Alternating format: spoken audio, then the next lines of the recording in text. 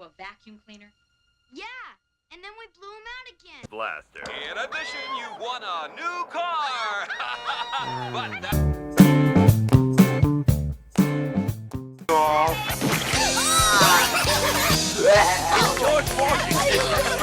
Soon Killer Clowns from Outer Space, 1988.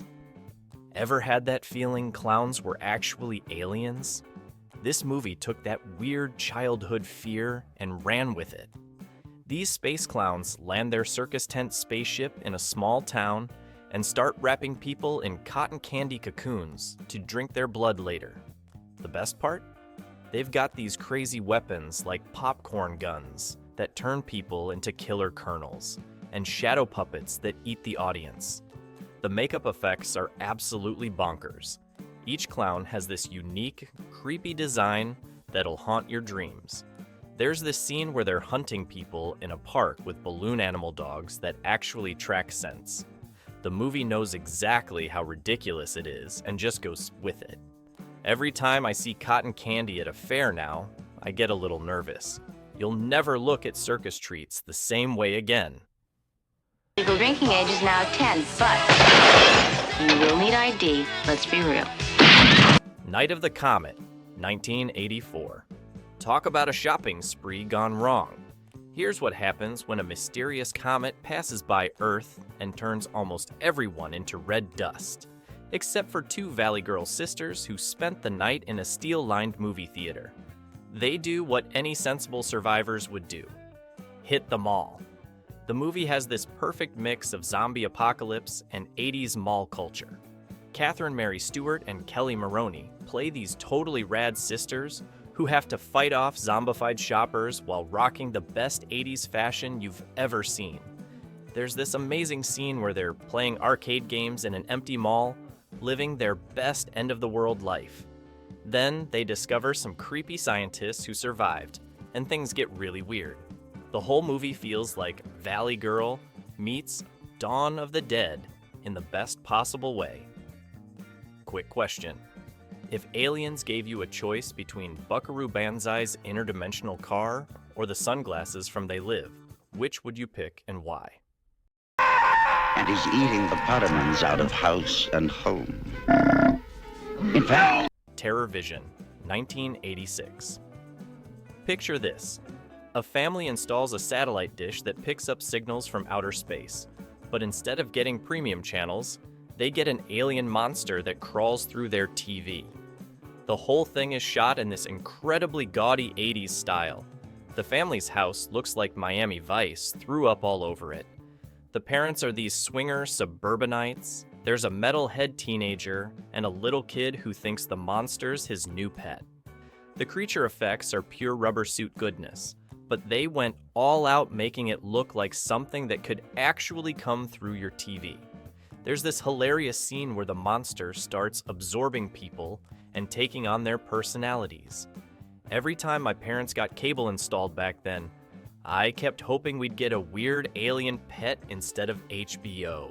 Are under alien attack by a popular dessert known as the Stuff. here, Jason. You guys remember getting your hands on a bootleg copy of The Stuff? 1985. This movie takes our obsession with junk food and turns it into pure horror comedy gold. Some mystery goo starts bubbling up from the ground, and instead of running away, people decide to eat it. Next thing you know, it's being marketed as a zero-calorie dessert that's more addictive than ice cream. The catch? It's alive and turns people into zombies while melting their insides. There's this little kid who figures it out because he sees the stuff moving in his fridge at night. The marketing campaigns in the movie are spot on. They even got those cheesy, can't get enough of the stuff jingles that get stuck in your head. Made me suspicious of yogurt for years. Leave it alone, man. It ain't none of my business, ain't none of yours. We have been lulled into a trance. Check this wild premise from They Live. 1988, pro wrestler Rowdy. Roddy Piper finds these special sunglasses that let him see aliens walking among us, controlling everything through subliminal messages. Every billboard, magazine, and TV show is actually brainwashing us to consume and obey. The best part? The longest fistfight in cinema history.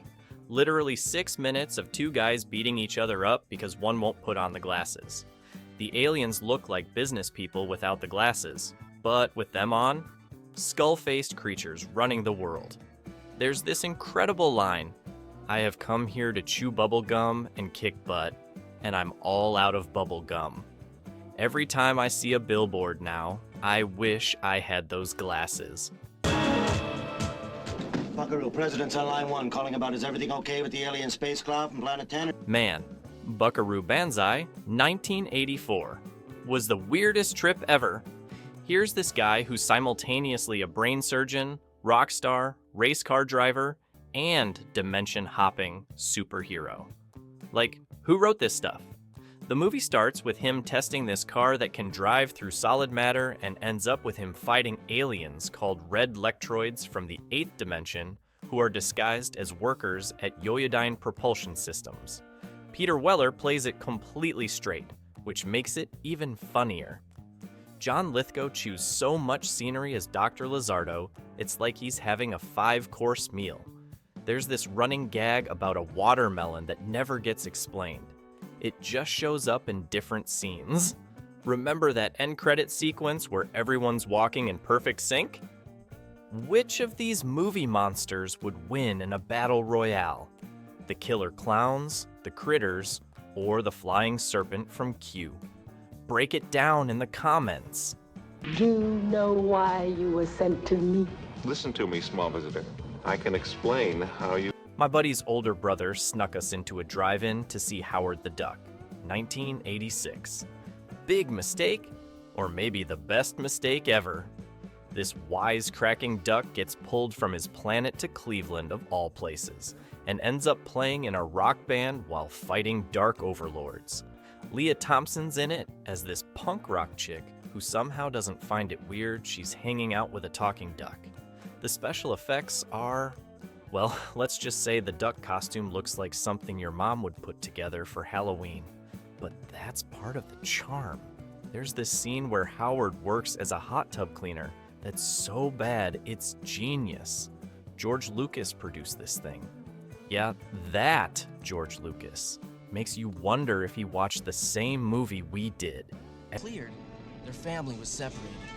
Somehow, one of the aliens was hiding in our house. Ever caught Mac and Me, 1988, late at night?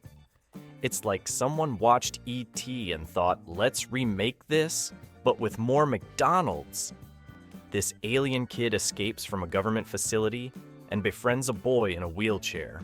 The whole thing feels like a feature-length commercial. There's literally a dance number in McDonald's that goes on forever. The alien family survives by drinking Coca-Cola. I'm not even kidding. The special effects make you wonder if they spent the entire budget on Big Macs. There's this infamous scene where the kid in the wheelchair rolls off a cliff. It's so bad it became a running gag on talk shows. Paul Rudd still plays this clip instead of his actual movie trailers when he's on Conan. Pure marketing madness. Jay, any luck? Just a minute. There's nothing cute about them. Speaking of weird alien encounters, let's talk about critters. 1986. These space porcupines with attitude escape from a prison asteroid and crash land on a farm in Kansas. They multiply like crazy and eat everything in sight, including the family cat. The best part? They've got these hilarious subtitled conversations while they're chomping their way through town. 2 shape-shifting bounty hunters show up to catch them, and one gets obsessed with rock music after seeing a music video. The critters roll around like furry bowling balls with teeth, shooting these poison quills at people. Every time my hamster made weird noises at night after watching this, I got a little nervous. One tiny band who must bust their... Ice Pirates, 1984, has got to be the most bonkers space movie ever made. Water is the most valuable thing in the galaxy, and space pirates steal ice from evil rulers. Robert Urich leads this crew of pirates who look like they raided a disco costume shop. There's a sword fight where everyone moves in slow motion because they're aging rapidly.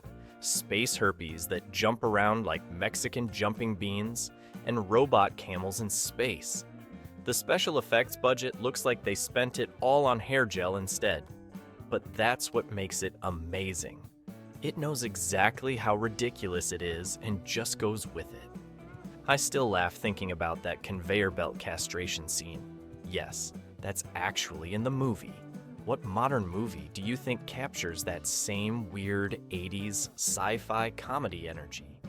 Drop your recommendations below. Help us find the spiritual successors to these classics. Their destination, the Forbidden Zone. Their mission, save 3 stranded women. Remember Spacehunter? Adventures in the Forbidden Zone, 1983? They tried to cash in on that 3D craze with this totally wild space western. Peter Strauss plays this interplanetary salvage expert searching for 3 women who crashed on this plague-ridden world. He teams up with this teenage scavenger, played by Molly Ringwald, way before she became a teen queen. The whole planet looks like Mad Max designed it while having fever dreams. There's these crazy mutants riding what looks like mechanical ostriches, and a villain called Overdog, who's basically a cyborg trapped in this giant carnival ride torture device. The 3D effects are hilariously dated now. Lots of things pointing directly at the camera for no reason. My favorite part is this sequence where they're racing through these caves on what looks like space motorcycles while acid rain falls from the ceiling. Pure 80s sci-fi gold. Does your species have kissing? Oh yes, we have that. Battle Beyond the Stars, 1980, is what you'd get if you threw 7 Samurai into a blender with Star Wars and added a spaceship that looks like a flying pair of, well, you know. Richard Thomas plays this farmer kid who has to recruit mercenaries to protect his peaceful planet. Each alien warrior is more ridiculous than the last. There's a lizard man, a clone hive mind, and this space cowboy played by George Peppard, who keeps a 6-pack of beer in his cockpit. The special effects department clearly had a blast building these ships out of whatever they found at the hardware store. James Cameron actually did the spacecraft designs before he got famous. There's this amazing space battle where they're throwing everything from laser beams to sonic weapons at each other. The best part, Robert Vaughn basically reprises his Magnificent Seven role, but in space. And Jared Sin, leader and mastermind of Metalstorm, The Destruction of Jared Sin, 1983. Cranked the post-apocalyptic weirdness up to 11. Shot in 3D during the big 3D craze, this desert adventure follows a ranger hunting down an evil cyborg warlord who's harvesting crystals that can steal people's souls. The whole thing looks like someone raided a motorcycle shop and a Halloween store to make the costumes. There's these sequences where they throw everything possible at the 3D cameras. Flying crystals, laser blasts, these weird glowing green cylinders that are supposed to be some kind of drug. The hero drives this souped-up dune buggy that would make Mad Max jealous. The best scene? A fight in this crystal cave where everything's glowing and they're dodging energy beams while the walls pulse with weird colors. The ending makes absolutely no sense, but who cares? It's a beautiful mess. About something. You can make it happen. Horror fans went nuts over Xtro, 1982. This completely insane British alien movie that starts with a dad being abducted and ends with, well, everything going completely bonkers. He comes back 3 years later, but something's definitely not right with him. The movie's got everything. A woman giving birth to a full-grown man, a killer life-size toy soldier, a panther woman who appears out of nowhere, and a kid who gets alien powers and starts creating his own army of weird creatures. The special effects are pure nightmare fuel. There's this scene where the alien crawls across a road that'll stick with you forever. They clearly had no budget restrictions on the fake blood department. The best part is how it keeps getting crazier with each scene. like the writers were in a contest to see who could come up with the most outrageous ideas. Where did you first watch these movies? Late night TV, video store rental, or maybe that sketchy third-generation VHS copy from your cousin? Walk around while they incubate, even if you're dead. They are a new... Night of the Creeps, 1986, takes the alien parasite idea and adds a healthy dose of college humor.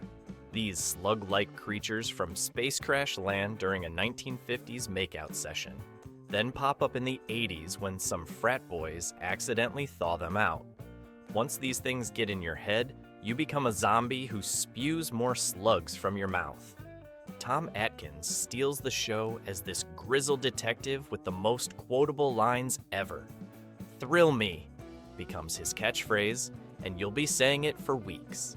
The zombies aren't your typical shuffling kind. They're wisecracking and still remember who they were, which makes it even creepier. There's this amazing scene where zombie cats burst out of a medical lab, and the whole third act is just pure chaos at a formal dance. Every time I see a slug in my garden, I still get a little jumpy. I mean, this is generating power and light without heat, Michael. How's that possible? It's not possible. My science project, 1985, is what happens when you let high school kids mess with alien technology. This guy finds a strange device in a military junkyard while looking for parts for his science project. Turns out it's a time-energy device that starts pulling dinosaurs, post-apocalyptic warriors, and cavemen into the school. Dennis Hopper shows up as this burned-out science teacher who's way too calm about the whole situation. The entire last half of the movie takes place in this school, where different time periods are bleeding into each other.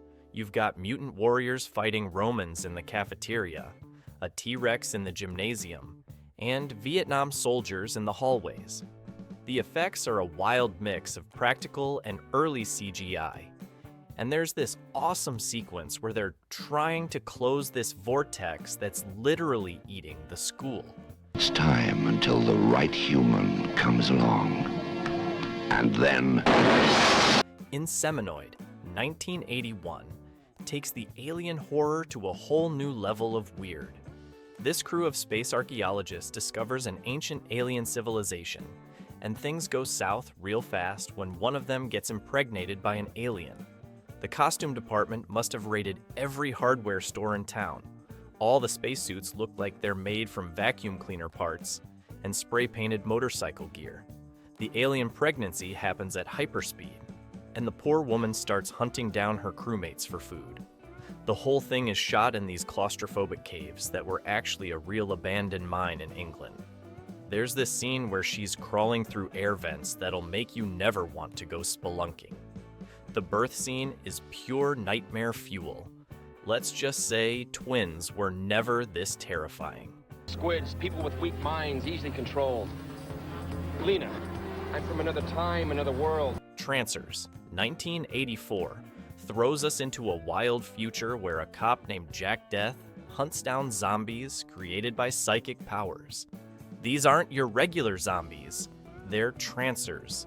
People turned into mindless followers by an evil psychic named Whistler. The best part? Jack has to chase Whistler through time by inhabiting his ancestor's body in the 1980s Los Angeles. The whole film plays out like a sci-fi noir, complete with hard-boiled narration and a Christmas setting. There's this hilarious gadget called a long second device that makes 1 second last 10 minutes, just enough time to escape danger. Helen Hunt shows up in one of her first roles as a punk rock girl who helps Jack navigate the past. The movie somehow makes its tiny budget work by focusing on the weird concept rather than fancy effects. Imagine you found a mysterious gadget from one of these movies. Would you pick the sunglasses from They Live or the time energy device from my science project? Why? Part alien, part human. Oh, nightmare. Want something totally bonkers? Forbidden World, 1982, takes Alien and cranks up the weirdness to 11. A space cop lands on this research station where scientists have created this rapidly evolving monster by messing with DNA. The creature keeps changing forms, each one grosser than the last.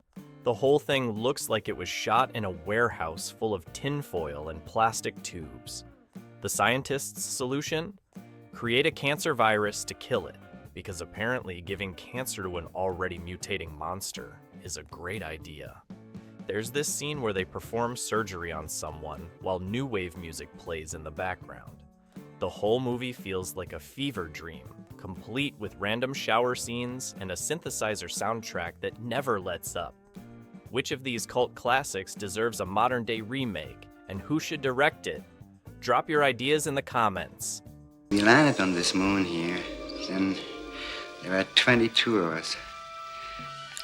Creature, 1985. Takes the alien formula and adds a dash of pure cheese. A crew lands on Titan to investigate a derelict ship, finding an ancient alien temple instead. Turns out there's this monster that can possess people and turn them into weird snake vampire things. The creature design looks like someone described Alien over a bad phone connection. It's got these rubber tentacles that wobble when it moves. Klaus Kinski shows up looking completely confused about why he's there. The best part is when they discover the monster's weakness. Salt water! Yes, they defeat an alien monster with basically what you'd use to gargle. There's this amazing scene where the creature chases them through these caves that are clearly spray-painted styrofoam, while synthetic drums pound in the background. All right, fellow time travelers, that's our journey through the weirdest corners of 80s sci-fi. If you survived this radioactive blast from the past, make sure to hit that subscribe button faster than a critter rolling downhill.